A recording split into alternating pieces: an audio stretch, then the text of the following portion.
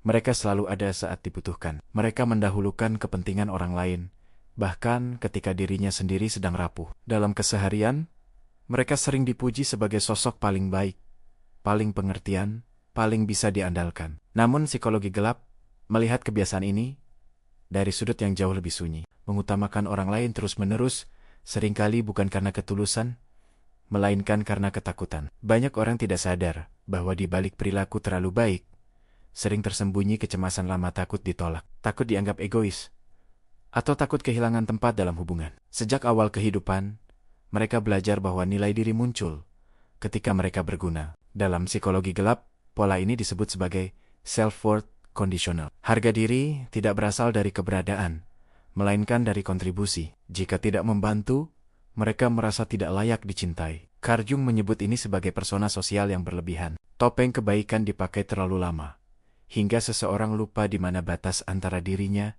dan tuntutan orang lain. Emosi pribadi ditekan, karena dianggap mengganggu keharmonisan. Masalahnya, emosi yang ditekan tidak pernah benar-benar hilang. Ia hanya berubah bentuk. Kelelahan menjadi kebencian yang tidak diakui. Kesedihan berubah menjadi rasa hampa. Dalam psikologi gelap, inilah awal dari konflik batin yang dayam-dayam menggerogoti. Buku Codependent nomor karya Melody Beattie menjelaskan bahwa orang yang selalu mengutamakan orang lain sering terjebak dalam hubungan tidak seimbang. Mereka memberi tanpa henti, sementara orang lain belajar untuk terus mengambil. Tanpa sadar, kebiasaan ini mengajarkan dunia satu hal berbahaya.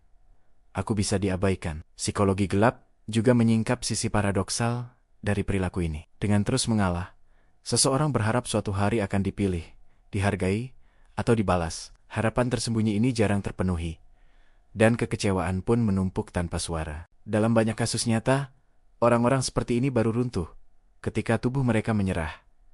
Burnout, kecemasan kronis, rasa marah yang tiba-tiba meledak tanpa sebab jelas. Itu bukan perubahan kepribadian.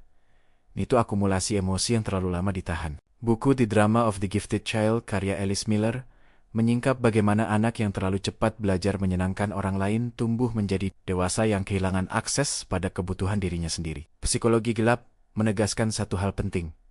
Mengutamakan orang lain bukan masalah. Menghilangkan diri sendiri demi orang lain adalah masalah. Karena pada akhirnya, seseorang yang terus hidup untuk orang lain akan tiba di satu titik sunyi, di mana ia bertanya, kalau aku berhenti memberi, apakah aku masih akan dicintai? Dan pertanyaan itu, jika tidak dijawab dengan jujur, bisa menghancurkan dari dalam.